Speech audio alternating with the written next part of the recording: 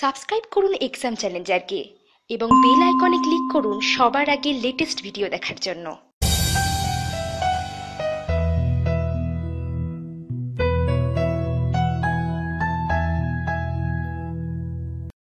আজকে খুব গুরুত্বপূর্ণ একটা বিষয় নিয়ে আমরা আলোচনা করব।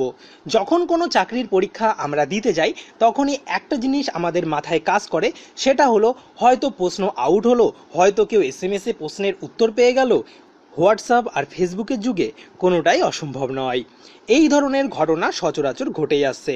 গত এমটিএসের যে টায়ার 1 পরীক্ষা হলো, সেই পরীক্ষায় কিন্তু অলরেডি কোশ্চেন আউটের অনেক কিন্তু অভিযোগ এসেছে আমাদের কাছে। গত যে ডি গ্রুপের পরীক্ষা সারা পশ্চিমবঙ্গ জুড়ে হয়ে গেল, অর্থাৎ West Bengal group D recruitment বোর্ডের যে ডি গ্রুপের পরীক্ষা হলো, সেই পরীক্ষাতেই ঘটে যাওয়া একটা ঘটনার কথা আমরা এখন আলোচনা করব।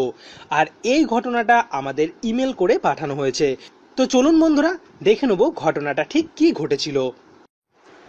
আজ গ্রুপ ডি পরীক্ষা চলাকালীন একজন শিক্ষার্থীকে মোবাইল থেকে উত্তর টুকতে দেখে স্কুলের শিক্ষকদের দৃষ্টি আকর্ষণ করলাম। ঘটনাস্থান দিনহানা হাই স্কুল এবং সেই পরীক্ষার্থীর নাম জাহুরুল মিয়া, রোল নম্বর 0700870202, বাড়ি পাতলাখাওয়া। অবশ্য স্কুল থেকে তার বিরুদ্ধে কী ব্যবস্থা নেওয়া হয়েছে নাকি সম্পূর্ণ ঘটনাটাকে চেপে যাওয়া হয়েছে তা আমার জানা নেই। পরীক্ষা শেষ হবার প্রায় আধ ঘন্টা আগে লক্ষ্য করি যে সে একটি মোবাইল থেকে প্রশ্নপত্রের পেছনে কিছু টুকছে। তার কিছুক্ষণ পর দেখলাম সে সেই প্রশ্নপত্রের পেছনে টোকা উত্তরগুলো দেখে ওএমআর শিট ভরতে শুরু করলো এবং মাত্র মিনিট পাঁচেকের মধ্যে 85টা উত্তরের জায়গা ভরাট করে ফেললো। এরপর আমি উপস্থিত শিক্ষকদের দৃষ্টি আকর্ষণ করি। এরপর শিক্ষকরা এসে মোবাইল দেখতে চাইলে সে অস্বীকার করে।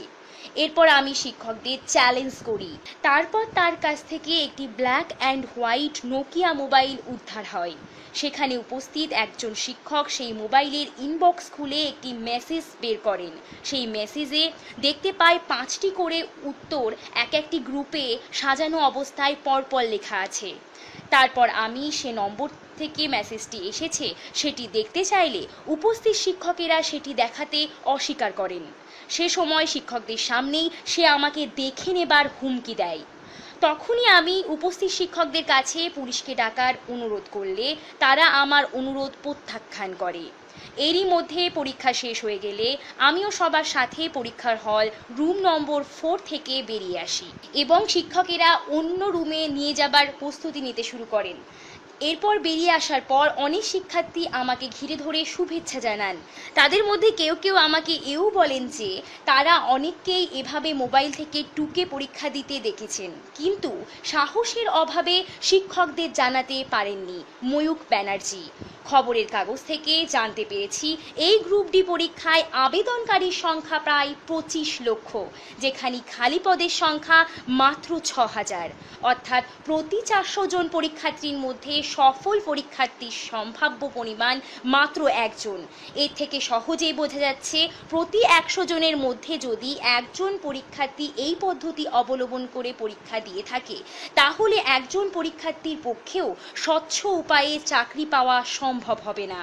উল্টে সেই অসৎ পরীক্ষার্থীর মধ্যেই কম্পিটিশন হবে। এবার আসি অন্য প্রসঙ্গে।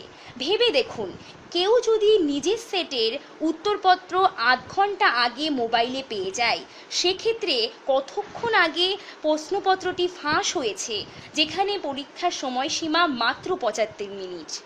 এর থেকে ধারণা করা যায় যারা উত্তরগুলো পাঠাচ্ছে তাদের কাছে সব রকম প্রশ্নের সেটই উপস্থিত। আর এত অল্প সময়ে সমস্ত সেটের সমস্ত উত্তর সমাধান করে সেই সেট অনুযায়ী পরীক্ষার্থীর মোবাইলে পাঠাতে হলে অনেকজনের এক বা একাধিক টিম থাকা আবশ্যক। অতএব রাজ্য সরকার ও এসএসসির কাছে আমার আবেদন, উপরি উক্ত পরীক্ষার্থীর সূত্র ধরে বিষয়টি তদন্ত করা হোক এবং এই চক্রের পেছনে কে বা কারা রয়েছে তাদের চিহ্নিত করে দৃষ্টান্তমূলক শাস্তি প্রদান করা হোক।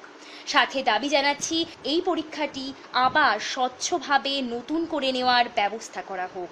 কারণ পশ্চিমবঙ্গের বেকাররা খুব কষ্টে আছে, নয়তো 6000 পদের জন্য 25 লক্ষ পরীক্ষার্থী আবেদন করতো না। তাই সেই নির্দোষ পরীক্ষার্থীদের উপযুক্ত বিচার দেওয়া হোক। প্রত্যেক সচেতন নাগরিকের কাছে আমার অনুরোধ, এই পোস্টটি এত বেশি শেয়ার করুন যাতে রাজ্য সরকার উপযুক্ত ব্যবস্থা নিতে বাধ্য হয়। বন্ধুরা, আপনারা তো সব শুনলেন, দেখলেন। আমি জানি না ঘটনাটি কতটা সত্য, কারণ এই ঘটনার লেখাটি আমাদের ইমেল এসেছে। তো বন্ধুরা, বলতে পারবো না ঘটনাটি কতটা সত্য, কিন্তু যদি এই ঘটনাটা সত্যি হয় তাহলে কি হবে আমাদের ভবিষ্যৎ। আমরা অনেকেই আছি যারা শুধুমাত্র একটা চাকরির জন্য অনেক চেষ্টা করি, সারা দিন পড়াশোনা করি, কিন্তু তারপরেও কিন্তু আমরা কখনোই সিলেক্ট হতে পারছি না।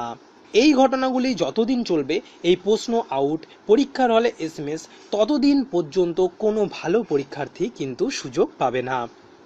আর সবচেয়ে একটা বড় কথা হচ্ছে, এই দালাল চক্র, এত পরিমাণে দালাল চক্র ঢুকে গেছে আমাদের এই পশ্চিমবঙ্গে, যেখানে কিন্তু কোনোভাবেই কোনো স্বচ্ছতা আমি দেখতে পাই না। আপনারাই বলুন, আপনারাই হলেন বিচারক। কমেন্ট বক্স আছে, কমেন্ট করে দিন আপনাদের পরীক্ষা দেওয়ার অভিজ্ঞতা। দেখুন, প্রশ্ন আউট তো আমরা ঠেকাতে পারবো না, যদি কোনো কারণে প্রশ্ন ফাঁস হয়ে যায় সেক্ষেত্রে আমরা কিছুই করতে পারবো না, কিন্তু পরীক্ষার হলের এই SMS সিস্টেমটা আমরা পুরোপুরি বন্ধ করে দিতে পারি। আপনারা তো দেখতেই পারলেন যে কিভাবে এই SMS সিস্টেমটা এখানে বন্ধ করা হয়েছে। তো চলুন বন্ধুরা, আমরা পড়বো, আমরা জানবো, আমরা শিখবো, এবং যখন পরীক্ষা দিতে যাব কাউকে অসৎ উপায় অবলম্বন করতে দেব না, এটা আমরা আমাদের কাছে প্রমিস করি। যদি ভালো লাগে বন্ধুরা, তাহলে এই ভিডিওটাতে লাইক করবেন, আর অবশ্যই এই ভিডিওটার নিচে কমেন্ট করবেন, কারণ আপনাদের কমেন্ট খুবই মূল্যবান। আর অবশ্যই যারা এক্সাম চ্যালেঞ্জারে নতুন তারা সাবস্ক্রাইব করবেন। আজকের মতন এখানেই শেষ করছি। সবাইকে অসংখ্য ধন্যবাদ।